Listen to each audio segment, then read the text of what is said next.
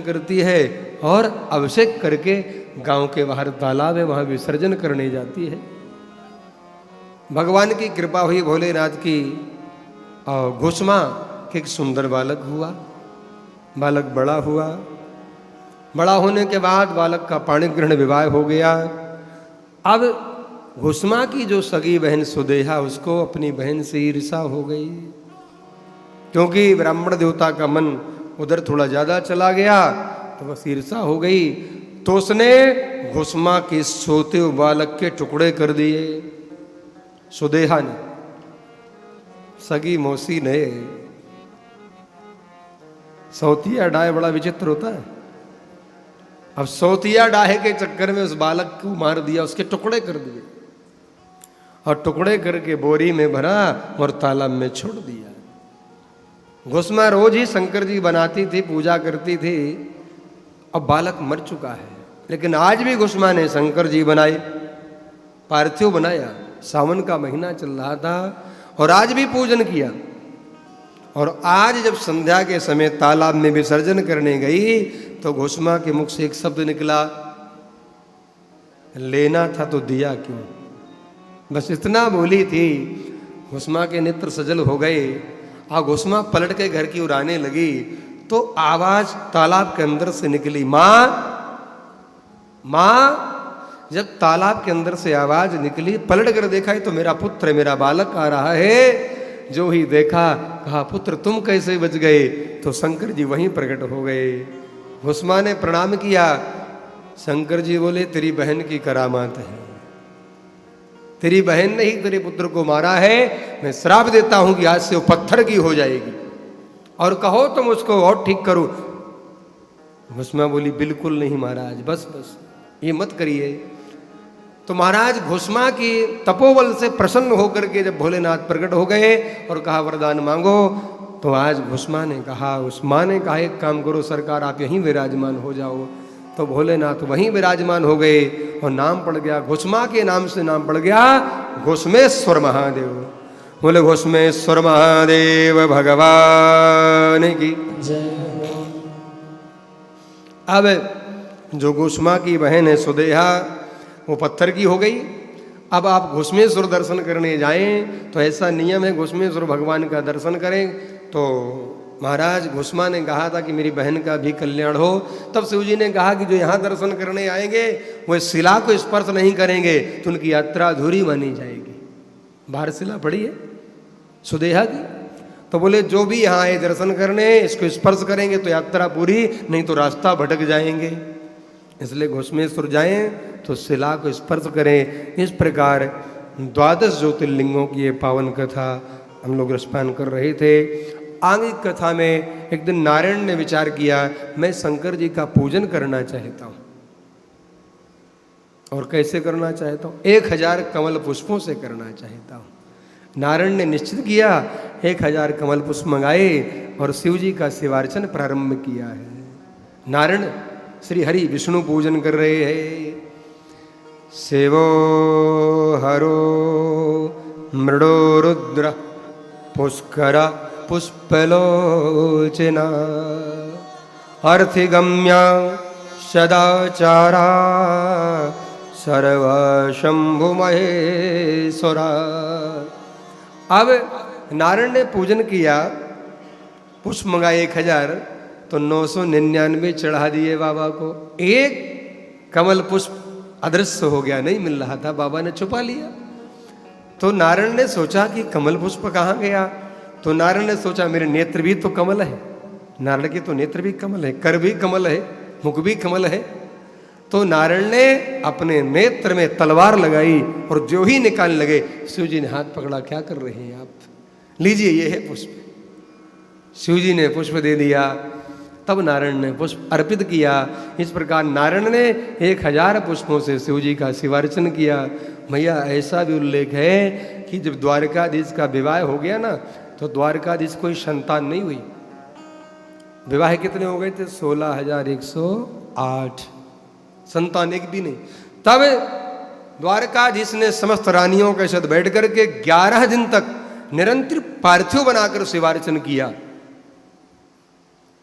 और जब 11 दिन तक शिवार्चन किया तो शिव जी प्रसन्न हो गए और शिव जी ने वरदान दिया, जाओ द्वारकाधीश, तुम्हारे हर रानी से 10-10 बेटे होंगे और एक एक बेटी होगी, क्योंकि तुमने 11 दिन तक शिवार्चन किया है तो प्रत्येक स्त्री से 11-11 संतान का जन्म होगा। इसलिए द्वारकाधीश गए, हर रानी से 10-10 बेटा और एक बेटी का जन्म हुआ। इतना विशाल परिवार हुआ द्वारकाधीश का। सुदर्शन चक्र भी ये द्वारकाधीश के पास जो है ना, ये शंकर जी का ही स्वरूप है, वो शिव जी ने ही प्रदान किया है श्री मेरे द्वारकाधीश को। आगे की कथा है महाराज उमा संहिता। उमा संहिता में माँ देवी की महिमा गाई गई है, माँ की महिमा गाई गई है। जैसे देवी भागवत महापुराण में माँ की महिमा है, उमा संहिता में माँ के अनेकों रूपों की चर्चा है।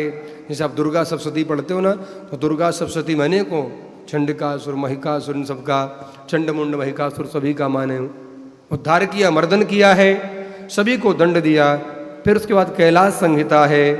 कैलाश संहिता में संन्यास की विधि, मंत्र दीक्षा की विधि, गुरु कैसे बनाएं, और गुरु बनाएं तो गुरु बनाने के बाद नियम क्या है, ये बहुत सारी बातें बताई गई हैं। लिखा तो यहाँ तक, गुरु के सामने ऐसे बैठो कि गुरुदेव के आपके पैर का तालू नजर नहीं आना चाहिए, क्योंकि यदि नजर आ गया तो पुण्य क्षीण हो जाता है। इसलिए भगवान के सामने भी बैठो तो कई बार लोग ऊपर ऐसे पैर रख लेते हैं ना, तालू ऊपर हो जाता है, ऐसे नहीं बैठना चाहिए, क्योंकि हमारा तालू भगवान को भी नजर नहीं आना चाहिए और हमारा तालु गुरुदेव को भी नजर नहीं आना चाहिए, नहीं पुण्य क्षीण होता है। हमारे यहाँ तो यहाँ तक कहा गया संन्यास में, वैराग्य में, कि गुरुदेव विश्राम करे तो शिष्य को बिल्कुल शांत रहना चाहिए। इसलिए हमारे यहाँ की परंपरा है, हमारे आश्रम इत्यादि में जो जानकार साधक हैं, गुरु के सामने जल्दी खड़ा हो नहीं पहनते लोग, ताकि मेरी खड़ा हूं की आवाज ध्वनि से कहीं तकलीफ ना हो जाए। इतना विधान, गुरु के बराबर नहीं बैठना चाहिए, समकक्ष नहीं रहना चाहिए। कितने नियम है। कोई शरीर में प्रमाद हो, आप वहां बैठे तो आप दूर जाइए वहां से, ये नियम है सब गुरु बनाने के। गुरु के प्रति, और मान लो कहीं मार्ग में जाना है, मजबूरी है, बैठना है, तो महापुरुषों ने कहा कि एक ही सीट में बैठे तो बीच में कुछ कपड़ा रख दो। ये भाव है कि चलो थोड़ा सा मर्यादा हो गई, गैप हो गया, ऐसा भाव है। गुरु के प्रति कितना भाव होना चाहिए, और गुरु की आज्ञा के बिना कोई काम नहीं करना चाहिए। कैलाश संहिता कहती है। संन्यास विधि में जो वैराग्य धारण कर लेते हैं, वैरागियों के नियम और कठिन हैं। उनको कैसे रहना है, भिक्षा तन करते हुए जीवन यापन करना है, भिक्षा लेकर के, ज़्यादा कोई वस्त्र आभूषण की आवश्यकता नहीं है, सोने चांदी की संग्रह नहीं है, बस भजन करना है। और यहाँ तक लिखा है कि किसी ने वैराग, मान लो आपके घर परिवार में कोई वैराग ले ले, और कहीं कई बार ऐसा हमने अयोध्या में देखा है, बहुत से लोग वैराग लेते हैं, फिर जब अवस्था बिगड़ती है तो घर परिवार में चले जाते हैं। जवानी भर रहते हैं, लेकिन फिर कोई वृद्धावस्था में सेवा नहीं तो घर परिवार में चले जाते हैं। और यदि वो घर परिवार में आ जाए तो उसका फिर अग्नि संस्कार नहीं करना चाहिए, क्योंकि वो वैराग ले चुका। वैराग लेने का मतलब उसका पिंडदान हो गया। फिर यदि आपने अग्नि संस्कार, शिव पुराण कहता है, अग्नि संस्कार बलात् कर दिया, किसी राजा ने भी कर दिया, तो उसका राज नष्ट हो जाएगा और प्रजा दुखी हो जाएगी। क्योंकि जिसने संन्यास लिया उसका नाम गोत्र खत्म हो जाता है। और यदि आप अग्नि संस्कार करते हो तो फिर पूरी विधि चाहिए, 10 गाद भी हो, एकादशा, त्रयोदशा, द्वादशा सब होना चाहिए, उसमें नाम गोत्र भी होना चाहिए। और वो संन्यास ले चुका तो ये विधि होगी नहीं। इसलिए हमारे यहाँ अयोध्या में तो क्या, हमारे यहाँ संप्रदाय में तो नियम है, जल समाधि। मरने के बाद सरयू की रेत बांधते हैं बोरी में रख करके और नाव में ले जाकर जल में छोड़ देते हैं, उसे जल समाधि बोलते हैं। क्यों? हमारे संप्रदाय में ऐसा कहा गया। हमारा जो रामानंदी संप्रदाय में, रसिक संप्रदाय हमारा जो है, कि मरने के बाद भी शरीर किसी काम आ गया, जल के जीव जंतु के, इसलिए जल समाधि का विधान है, जल में छोड़ देते हैं। इसलिए वैराग्य लेने के बाद, संन्यास लेने के बाद ये बहुत सारी विधि। और उसके बाद वायवी संहिता। वायवी संहिता में वायु देवता ने प्रकट होकर के संपूर्ण कथा, जो कथा हम सुन रहे थे ना, यही कथा विद्येश्वर संहिता से लेकर और रुद्र संहिता आदि की जो कथा हमने श्रवण की है, वो सारी कथा वायु देवता ने देवताओं को रसपान कराई है। और सारी विधि विधान से जैसे हमने सुना ऐसे वायुदेवता ने निरूपण किया है। और आज अब कथा विश्राम की वेला पर पहुंच गई है। हम सभी लोग निरंतर 9 दिनों से यहाँ बैठकर कथा का रसपान कर रहे थे बाबा की कृपा से, और खूब आनंद आया। तो आप सभी ने आनंद लिया, हमने भी आनंद लिया, अपनी वाणी को पावन किया। हमारे कथा के मुख्य यजमान श्री विनोद गुप्ता, उनकी धर्मपत्नी प्रीति जी, उनके सभी परिवारीजन, उनके सभी मित्रगण आए हुए हैं, उन सभी को बहुत बड़ा आशीर्वाद।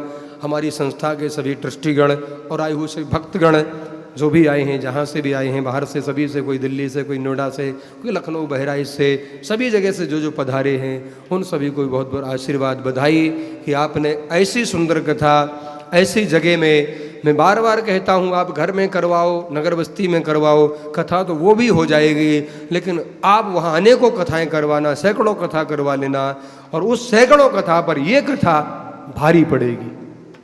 इसकी इतनी महिमा है। धाम की कथा, तीर्थ की कथा आपकी नगर बस्ती कथा से कई गुना, अनंत गुना पुण्य को बढ़ाने वाली है। आइए हम बाबा के चरणों में प्रणाम निवेदित करते हुए और बाबा से क्या कहें। आइए अब बाबा से एक ही बात कहनी। देखो 84 महादेव की यात्रा हो गई यहाँ से ना,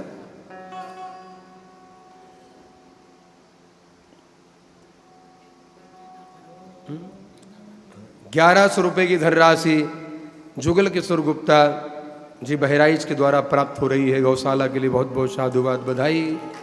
2100 रुपया RP सिंह जी नोएडा, ममता इमारती जी 108 ईंट के लिए प्रदान कर रहे हैं, इनको बहुत बहुत बधाई, साधुवाद। 1100 रुपया श्री अशोक कुमार गुप्ता जी गौशाला के लिए प्रदान कर रहे हैं, उनको भी बहुत बहुत साधुवाद, बहुत बहुत बधाई। आए हुए सभी ट्रस्टियों को, हमारी संस्था के सभी मेंबरों को, सभी को साधुवाद, सभी को बधाई। और जो हमारे ट्रस्टी नहीं है अभी प्रेजेंट में यहाँ पर, रागिनी जी हमारी संस्था की ट्रस्टी है, उनके पति महोदय भी ट्रस्टी हैं, वो जो सोमनाथ में बने थे। कई घरों में हमारे 2-2 ट्रस्टी भी हैं। किरण, और किरण का बेटा भी ट्रस्टी बन गया। तो सभी, इन सभी को साधुवाद, बधाई। आइए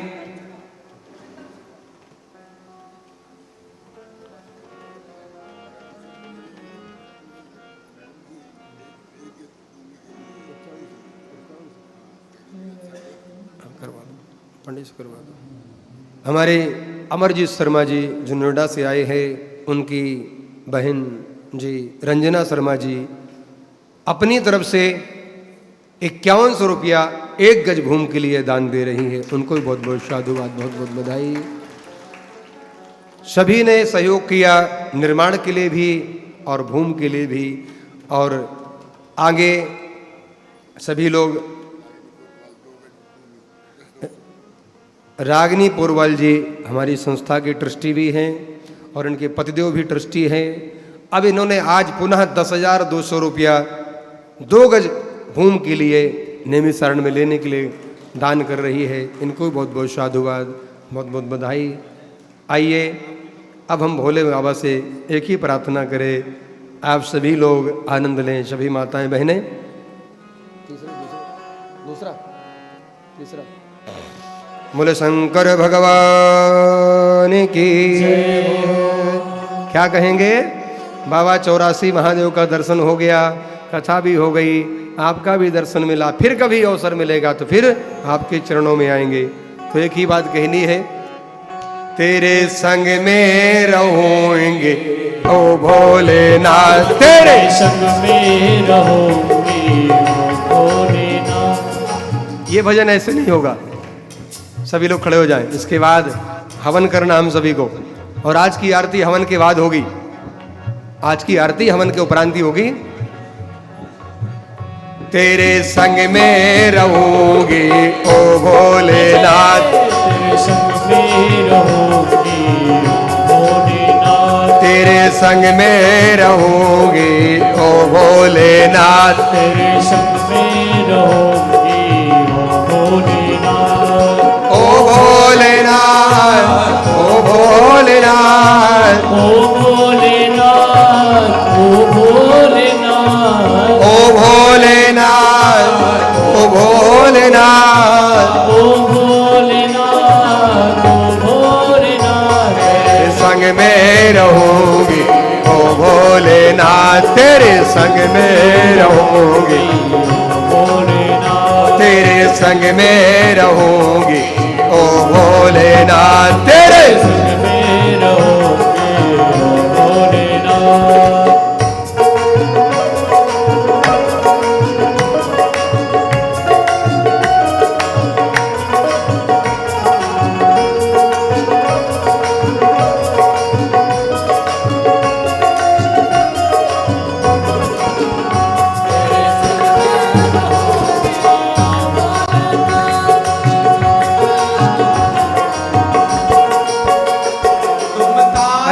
बनों में चंदा बनूं, तुम तारे बनो तो मैं चंदा बनूं, तुम्हें तारे बनो मैं चंदा बनूं, तुम तारे बनो तो मैं चंदा बनूं। आकाश में मिलेंगे ओ भोलेनाथ, आकाश में मिलेंगे ओ भोलेनाथ, संग में रहूंगी ओ भोलेनाथ तेरे संग में रहूंगी, ओ भोलेनाथ तेरे संग में रहूंगी, ओ भोलेनाथ तेरे संग में रहूंगी, ओ भोलेनाथ। ओ भोलेनाथ, ओ भोलेनाथ, ओ भोलेनाथ, ओ भोलेनाथ, ओ भोलेनाथ, ओ भोलेनाथ, ओ भोलेनाथ, ओ भोलेनाथ। तेरे संग में रहूंगी, ओ भोलेनाथ तेरे संग में रहूंगी। ओ भोलेनाथ। कौन कौन रहना चाहता है बाबा के साथ? जरा दोनों हाथ खोल के बोलो शंकर भगवान की जय जय। जय जय। रहोगी ओ भोलेनाथ।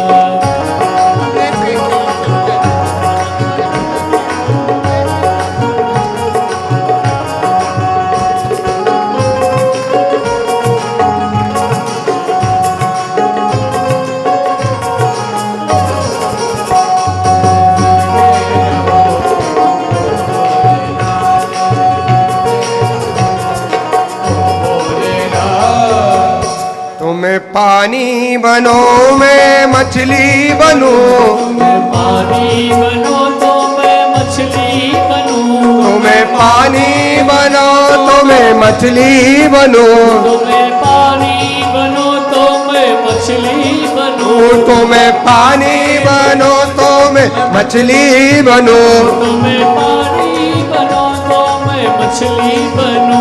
नदिया में मिलेंगे ओ भोलेनाथ, नदिया में मिलेंगे ओ भोलेनाथ, नदिया में मिलेंगे ओ भोलेनाथ, नदिया में मिलेंगे ओ भोलेनाथ। तेरे संग में रहूंगी ओ भोलेनाथ तेरे संग में रहोगी ओ भोलेनाथ।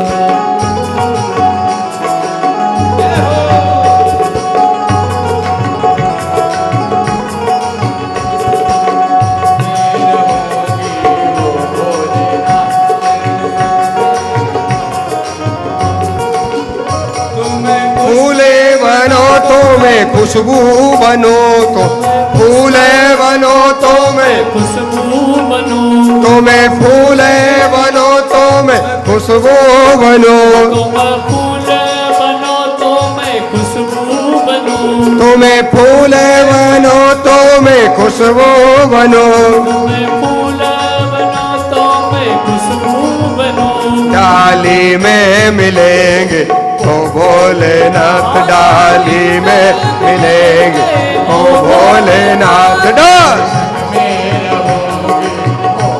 भोलेनाथ तेरे संग में रहूंगी ओ भोलेनाथ तेरे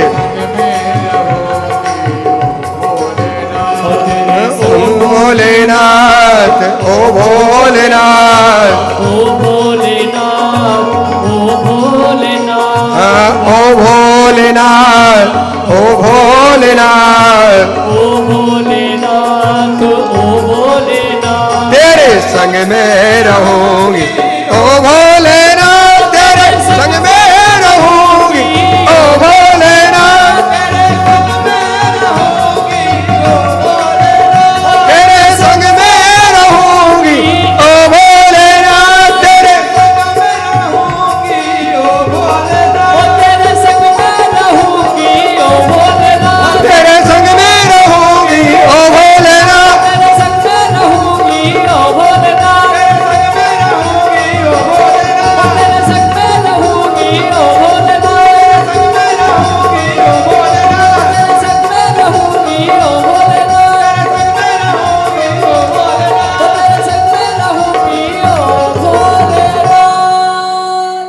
शंकर भगवान की